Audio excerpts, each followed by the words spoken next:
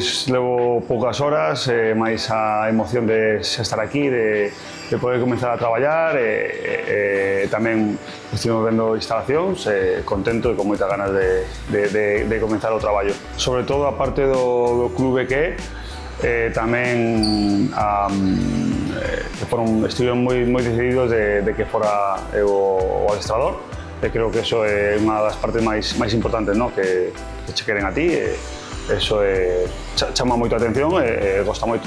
Eu intento que sexan atrevidos, que sexan valientes, que teñan esa valentía co balón e tamén a hora de non esperar a robar o balón, que sexan un equipo que propón e que non espera. Primeiro que os rapaces noten ese calor, esa identidade tamén co clube, ca cidade, e tamén que a afición este orgullosa dos xogadores e que, obviamente, nas boas van a apoiar e esperemos que cando veñan mal dadas pois tamén os xogadores podanse apoiar neles e que entre todos saia a cousa adiante.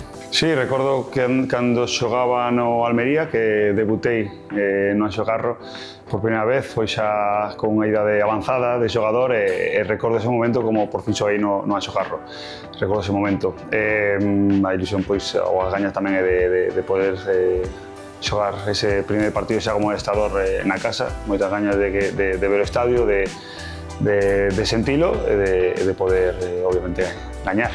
Estamos nun clube que a expectativa é alta, non podemos tampouco esquecer eso, pero creo que esas cousas consíguense, as metas altas e os obxectivos, os que teñas, co día a día. Co día a día e non mirar máis alá. Sí que se pode soñar, pero cos pés no chan. Pois que o Gallá notemos ese apoio suyo, seu, que nos empurren, que nos empuxen e o Gallá que haya esa afinidade entre os que están no verde e os que están na grada apoiando.